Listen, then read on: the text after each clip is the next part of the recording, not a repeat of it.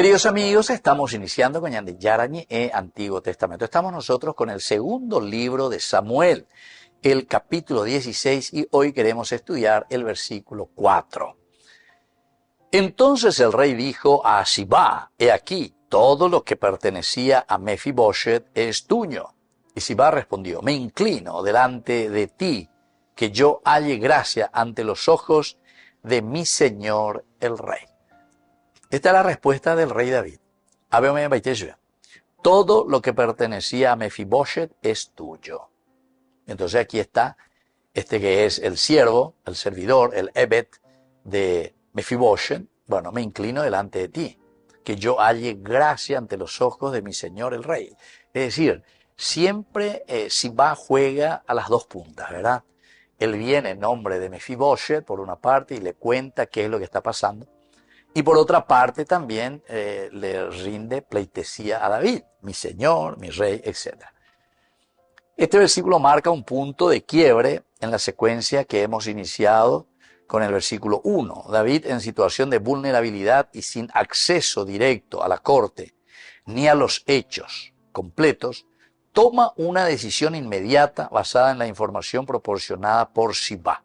El verbo implícito de concesión, todo es tuyo, expresa una transferencia total de bienes, lo cual muestra la autoridad residual del rey incluso en el exilio. Sin embargo, exegéticamente este texto deja abierta una tensión narrativa.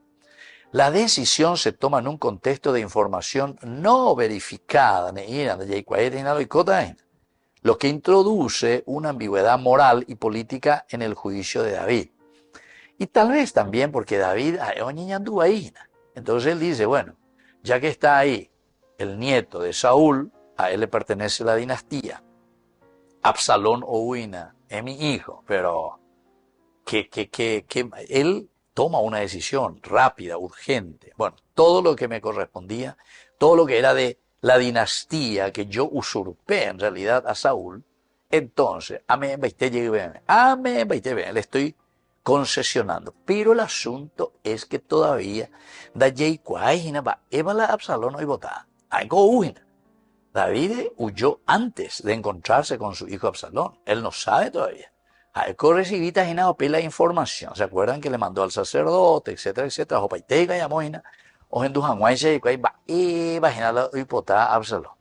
Y después de ahí. Pero David aquí ya con apuro, sí, bueno, te doy todo, te cedo todo, porque estamos bien de cargo, al nieto de Mefiboshet. Históricamente este episodio ocurre en el marco de una crisis dinástica provocada por la rebelión de Absalón, donde la autoridad legítima está desplazada y el orden institucional se encuentra suspendido. Aquí no hay rey en este momento, o sea, está huyendo, no hay trono, no hay poder. En el antiguo Israel, la redistribución de bienes pertenecientes a la casa real implicaba no solo una decisión económica, sino una reconfiguración de lealtades políticas. Es decir, yo con esto le estoy dejando todo el poder de nuevo a la dinastía de Saúl. No solamente distribuir, sí, te cedo todo, platita, ya tengo en el banco, tengo esto, tengo aquello, no, no es eso. No son los bienes simplemente, sino que es justamente la dinastía, es la casa, es la familia, lo que sigue. Por lo tanto, el acto de David refleja la práctica monárquica de delegar o reasignar propiedades como expresión de soberanía, incluso en condiciones de inestabilidad. Este momento ilustra un periodo donde la justicia del rey se ejerce bajo presión, en ausencia de los mecanismos normales de deliberación judicial. Entonces esto es importante, ¿verdad? Pero él toma una actitud y dice, porque en este momento ahí me va a ir. Otra cosa, tengo todavía, entre comillas, el poder, soy el rey, a pesar de que estoy en el exilio. No puedo disponer así directamente, no hay mecanismo normal para que yo le llame al escribano, te firme y te digo todo esto le cedo aquí al nieto de Saúl, al hijo de Mefiboshet, pero esto también de cierta manera nos está haciendo pensar que David, o calculaina, o mañana, o eshaina, y él le conocía también a Absalón, todo lo que ya habían pasado, todo lo que Absalón había hecho, y qué es lo que está pasando. Pero en el fondo también, David, que nunca había tomado decisiones, sobre todo contra su familia, nunca había tomado decisiones contra su hijo. En este caso, primero, fue contra quien usurpó, ¿verdad? Nada más y nada menos que había violado a su hija. No, ya pues iba bebé. Después cuando le mata a su hermano, ¿verdad? Absalón. Después cuando huye. No tomáis a él ninguna determinación dentro de su familia. Pero aquí parece que él ya se había despertado un poco, o se imagina la situación, entonces, y cuando imponamos. Entonces, vamos a hacer lo siguiente. Ya que él está allá en Jerusalén, el ente se acá, amén, ve, tapejo, peyarra yupe. Ahí está la dinastía de Saúl. Es decir, hasta casi que confía mucho más David en ese momento y toma una decisión. Porque oré, romgaígina, a Israel, romgaíla oneneta. Esto, querido hermano, es muy interesante, ¿verdad? Muy interesante. La peña de la yayesa, cuando la ñambuaijaina a peúa, terapeoía, hombuaijaina la ñaneneta, la ñan de Israel, la ñan de Jerusalén. Tame, me a peyapo, pero peyapo ponana. Listo, va. Vale, fuerza. O sea que él ahí toma de nuevo esa autoridad, a pesar, dice, de la ausencia de los mecanismos normales de la deliberación judicial. Volvemos enseguida con más de Yarañe, Antiguo Testamento.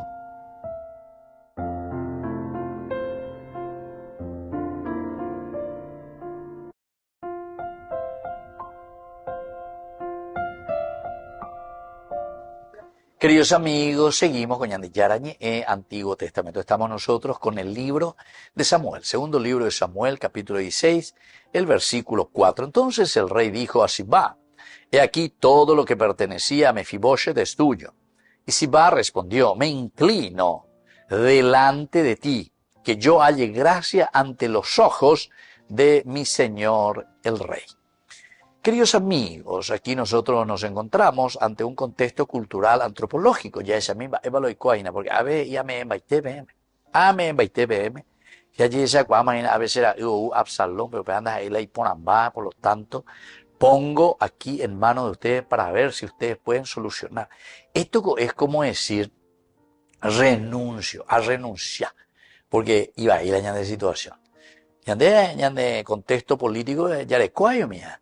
Oña que marzo paraguayo, oña renunciar a cue, ¿verdad? ¿Por qué? Y porque, oña ahí la cuestión de Curuguatú, oña renunciar porque iba y betajina la situación. Entonces dice, bueno, a ver, porque están ávidos del poder, una mafia tan fuerte, entonces, bueno, a ver, Absalón, o Upaitejina, entonces, bueno, ya renunciante, me tapejó a besa.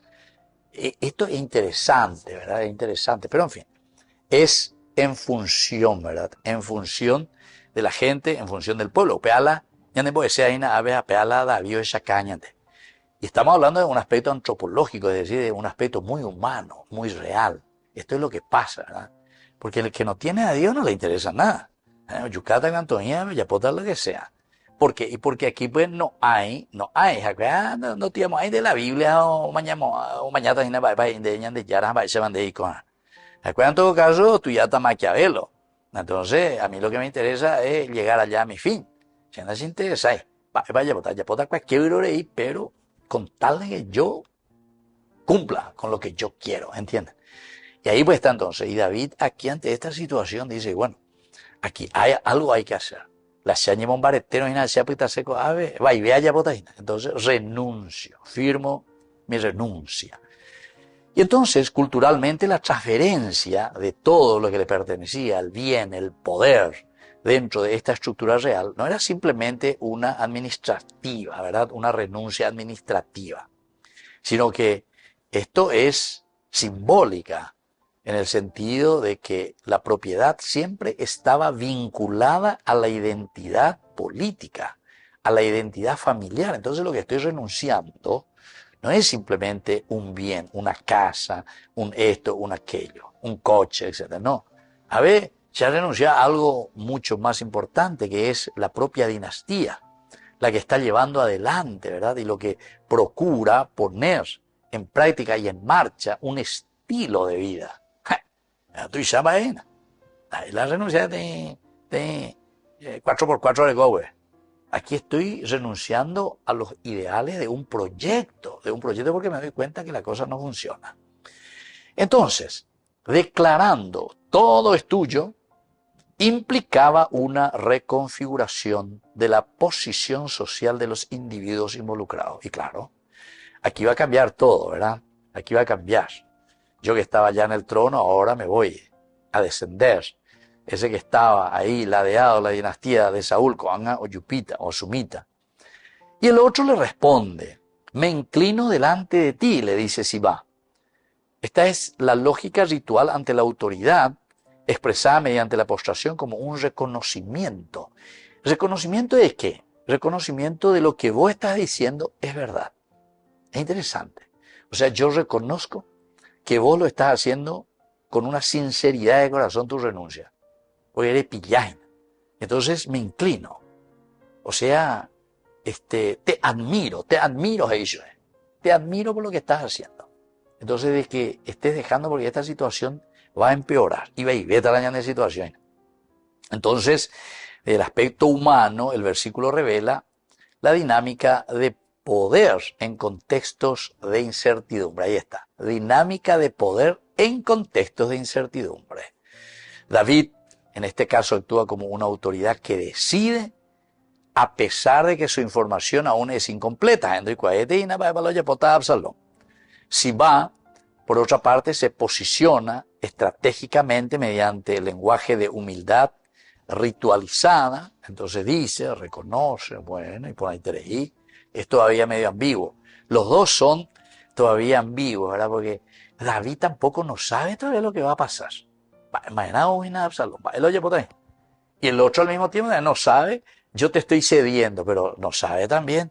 Esta es la autoridad, la decisión del rey, pero Absalón vamos a ver. Entonces la autoridad no desaparece, pero se vuelve muy vulnerable a la mediación de estos actores intermedios. ¿Por qué? Y porque tanto el hijo de Mefiboshet, que está en Jerusalén, no tiene ningún poder todavía, no tiene nada, la dinastía no tiene nada todavía. Absalón va a decidir después. Y este que recibe, ¿verdad? David, que le da, a pesar de que tiene todo su poder, tampoco no le sirve todavía de nada. Después de Timba de nada. Ya se ha dado bien. Entonces, donde la palabra y el gesto adquieren un peso determinante en la redistribución de los recursos y del prestigio, en este caso nosotros vemos cómo se irán después reconfigurando, porque eso es lo importante que estamos viendo aquí, la reconfiguración. ¿Qué es lo que va a pasar? ¿Cómo va a quedar entonces el nieto de Mefiboshet? ¿Cómo va a quedar después aquí el mismo Sibá? Pero todo va a depender de todo lo que dijo David, va a depender de todo lo que también después diga cuando llegue y cuando sepamos algo de Absalón. De hoy de Absalón. Ya vamos a llegar a eso. Volvemos enseguida con más de Yarañe Antiguo Testamento.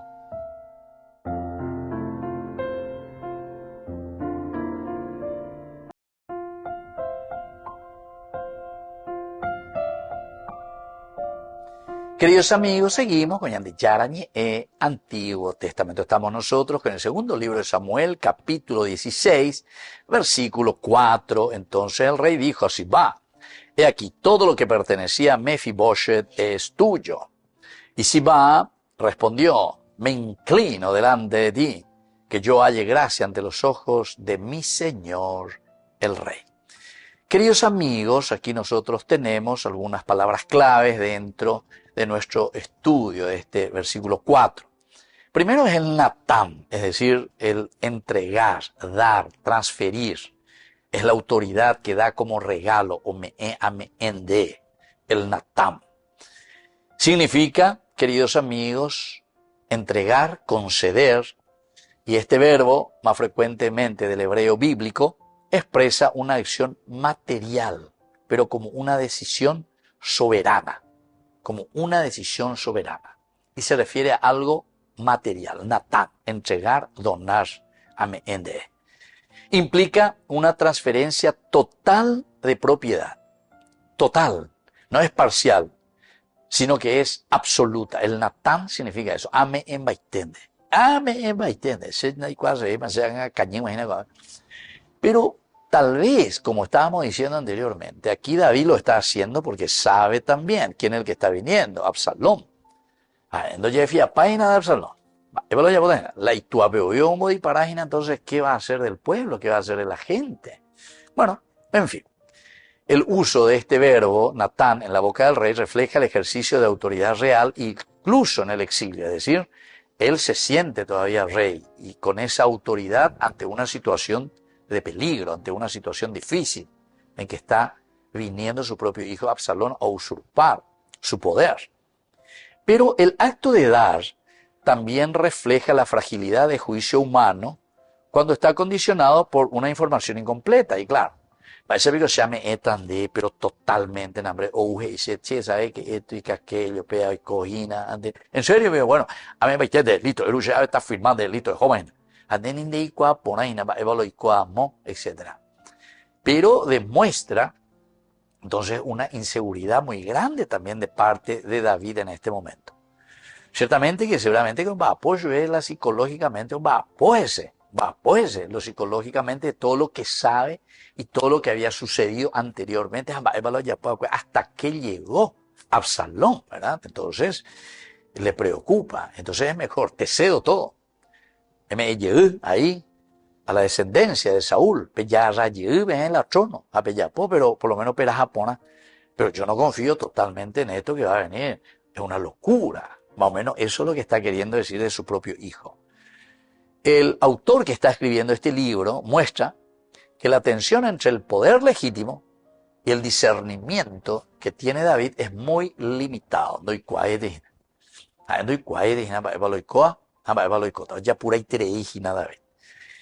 Una segunda palabrita muy importante es el famoso gen. Gen, ya hemos hablado tantas veces, quiere decir el favor, gracia, aceptación, gen. Porque esto es lo que va a decir aquí Sibá. Favor, benevolencia. En el contexto cortesano, es decir, del Ebed, aquí, del que viene y rinde pleitesía al rey, designa el reconocimiento favorable por parte de una autoridad. Es decir, yo te agradezco, ese puede ser el Ebed.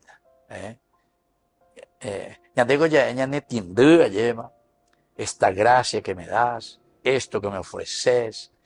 En guaraní, ciertamente que el tindú tiene más una connotación negativa. ¿Verdad? Pero aquí el gen es una gracia, pero recordemos que aquí es muy ambiguo todavía, porque si para ella y sincero y tereía. A ver, o agradecer que esto, que aquello, para volver a recuperar, ¿verdad? O sea, todo lo que le pertenecía a Saúl. Si ese era, vamos a decir, era de mi abuelo, ahí va a ver y mira con qué situación, y entonces cuando el otro dice, bueno, amende. Claro que no me está diciendo a mí, pero le está diciendo a mi siervo, y el siervo sabe cuál es la situación, ¿verdad? Y él dice, bueno, el gen, porque porque es una situación problemática, difícil, lo que estamos pasando ahora. Menos mal de disparado, si no, usted va a Jerusalén, usted va a Yucapá la gente. Entonces es mejor nomás, bueno. Y si ya tú nos cedes, entonces nosotros vamos a ver qué podemos hacer y cómo podemos solucionar Shaguá, imagínate. Es interesante, ¿verdad? Entonces vos renunciás, entonces ¿quién asume? Bueno, asumí, bebé. ¿Quién asume? ¿Quién va a llevar? Por 1 año, por 2 años, lo que sea, ese que vos renunciaste. Bueno, gen esa palabra hebrea revela que las relaciones de poder no se basan solo en una justicia objetiva. Aquí no hay la justicia objetiva, sino que en una percepción de favor. Percepción de favor. Es decir, yo te doy, pero más o menos es como por favor. Y David, bella por mí nace algo, por no que por decir una frase. David no dice eso, pero es lo que más o menos podemos entender. De Absalón o Ujina, apeango y taura y le tomo cualquier yo ya. Entonces, por favor, agradezco, ¿verdad? Ese favor que nos estás concediendo, Rey David, con esa autoridad, a pesar de que jurídicamente deben de disparar, de que ningún poder objetivo, real. Pero por lo menos, hombre, hemos ahora esa posibilidad para comenzar a entender, que jamás se lleva para encontrar también gracia y favor y defender la dinastía. Volvemos enseguida con más de Yarañe, Antiguo Testamento.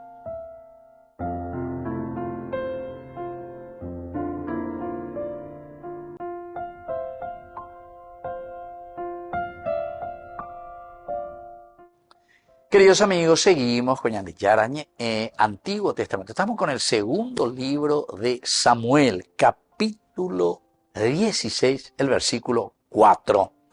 Entonces el rey dijo a Sibá, he aquí, todo lo que pertenecía a Mefiboshet es tuyo. Y Sibá respondió, me inclino delante de ti, que yo halle gracia ante los ojos de mi señor el rey. Queridos amigos, la primera pregunta que nos hacemos y decimos es, ¿qué es lo que nos quiere enseñar? ¿Verdad? ¿Qué es lo que nos está enseñando aquí este versículo 4 del capítulo 16? En primer lugar, la autoridad puede ejercer decisiones, incluso en contextos de vulnerabilidad.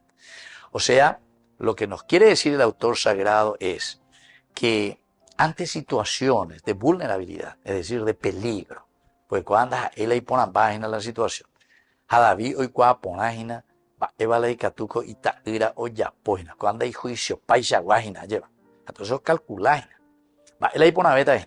Porque claro, un papá podría decir, sí, que venga mi hijo, pero qué bien mi hijo, dale, yo a tu será. Entonces David iré, con Absalón ye, entonces le añaden de partido ye. David dice, no, ¿cómo? ¿Cuál será? No, señor, o sea, y juicio por avea.